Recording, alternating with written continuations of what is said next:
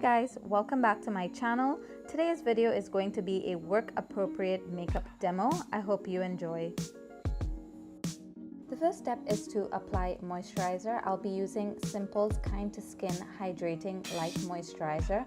This is a gel-like formula and I'll be using a pea-sized amount. I apply this to my skin and then I massage it in. The reason I like this moisturizer is because it fills in pores and fine lines and gives me a smooth canvas before I begin my makeup. Next, I moisturize my lips and I'm using Maybelline's Baby Lips, and this is going to prep my lips for lipstick when we apply it later on. Now I'll be applying an eyeshadow primer, and this is going to ensure that our eyeshadow stays pigmented and stays put all day without creasing. I just apply this to both my eyelids and I blend it out with my finger. This is one of the most important parts of the demo, and it is the tones of eyeshadow that we're going to choose. We're going to stick with this neutral palette from Morphe, and I'm going to be taking this light brown taupe eyeshadow and putting this all over my eyelids. I'm going to be using a flat shader brush and I'm just going to build the intensity all the way up to my crease. We want to stick to these neutral tones because these colors are not very dramatic, but they can still give us some form of definition.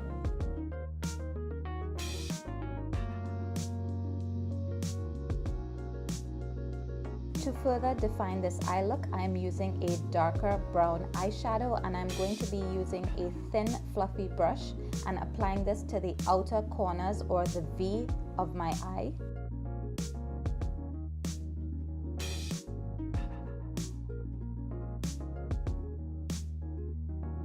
You want to continue building the intensity until you get it where you like it, and then I'm just going to apply the remainder in the crease.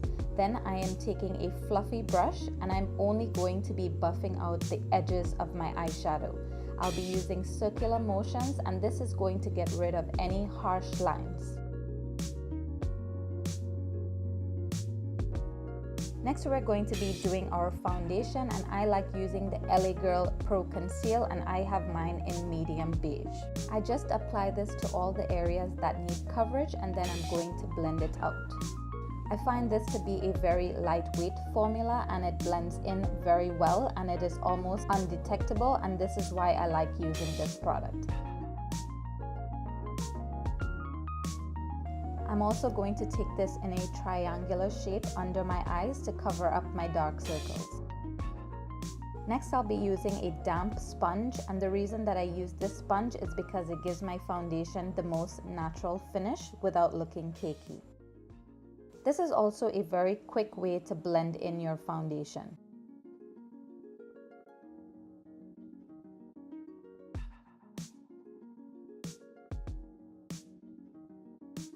I'm then going to take a brush to further blend out. I'm then going to be setting under my eyes with some translucent powder. Here I am using one from e.l.f. I just apply it liberally under my eyes and then I dust off the excess.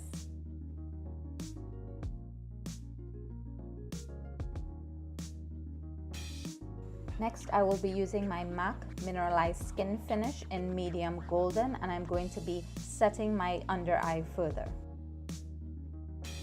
This powder has light reflective particles and makes my skin look very glowy, and I'm going to continue to set my face using a dense kabuki brush. This is going to ensure that our foundation does not move. Next, we're moving back to the eyes and I am taking a black Kohl eyeliner pencil and I will be lining my waterline as well as my tight line. This is going to bring definition to our eyes. The next step is optional only if you need it. I do find that I need it. I'm going to curl my eyelashes before I apply my mascara. My eyelashes are straight and they grow down, so this helps keep them defined and wide open. I will be applying liberal coats of mascara to both my top and bottom eyelashes.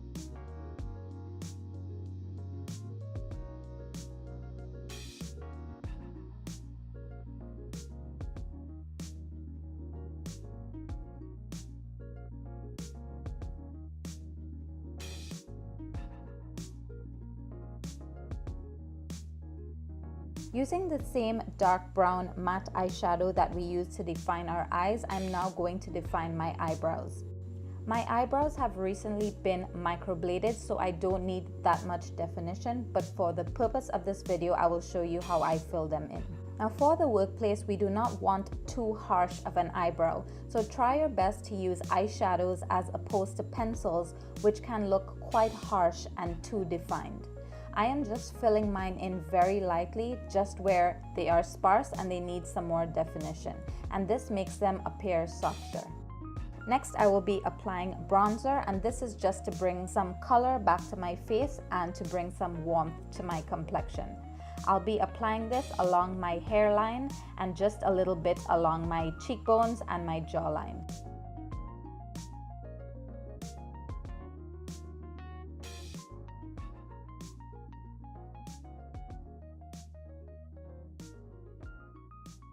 Next, I'll be applying blush. Now this step is optional if you've already applied your bronzer, but I do like a pink flush to my face, so I will be applying some blush.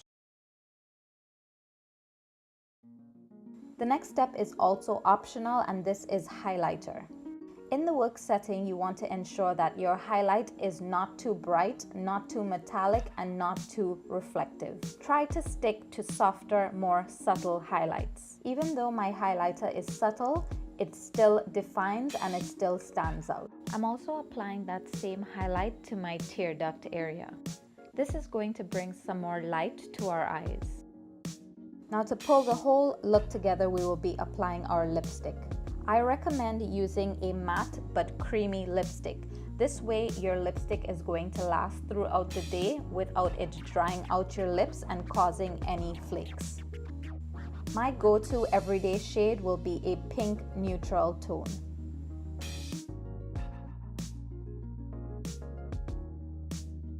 Now just because we're in the workplace, that doesn't mean that we can't have a bolder lip. I'm going to now show you a red lip color. I make sure I apply a lip liner first. This is going to give it more definition and also longevity. And the lipstick is not going to bleed outside your lip line.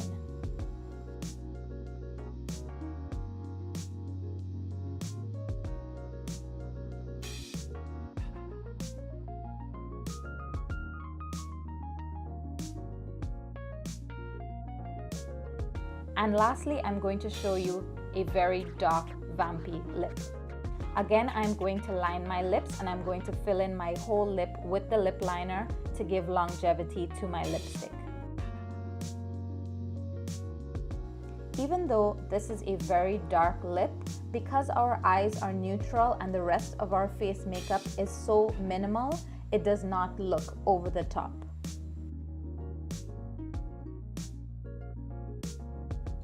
I hope you enjoy my video and that you found it helpful. Thank you so much for watching, and I'll see you in my next one.